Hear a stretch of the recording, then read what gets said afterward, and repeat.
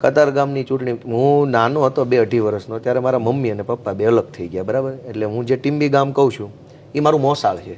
એટલે મારા મમ્મી આવી ગયા પપ્પાને ત્યાં મારા નાનાના ઘરે, અને ત્યારથી મારો જન્મ 2-2.5 વર્ષથી લઈને આજ દી સુધી હું ટીમ્બીમ છું. પછી મારા મમ્મીને અને પપ્પાને કાંઈ બહુ સંબંધ નથી કોઈ જાતનો બરાબર. એટલે મારા પપ્પા સંબંધ છે નહીં, એ એનું જિંદગી જીવે છે. હું 30-35 વર્ષનો મારા મોસાળમાં મોટો થયો છું.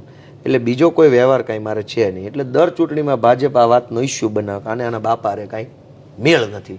પણ મારા બાપાને મારી મા મારે મેળ નહોતો, મારી મા લઈને અહીં મને વહી આવ્યા, હું અહીં મોટો થયો, એટલે એ કોઈ પ્રશ્ન નથી. વાત એ છે કે મારો મમ્મી અને પપ્પાનો પરિવાર ભાંગ્યો, એ સંઘર્ષમાં મારી મમ્મીએ મને મોટો કર્યો બરાબર. સંઘર્ષ મા માટે કેવો હતો?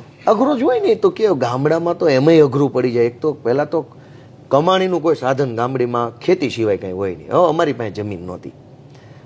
હવે અમારે ગામડામાં કોકની ખેતરમાં મજૂરી કરીએ, જે 2 પૈસા કમાય એમાં આખું ઘર ખાઈ પીને મજા કરે. એટલે સૌથી મોટો સંઘર્ષ ગામડામાં શું હોય?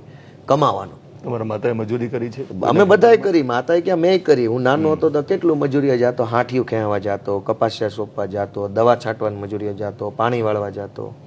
મેં પોતે કેટલી મજૂરીએ ગયેલો. કેમ કે એ નાના હોય ને તો એ કામ થાય આપણાથી. કપાસિયા સોંપવાના, અમારે ત્યાં કપા થાય તો કપાસિયા સોંપવા જાય.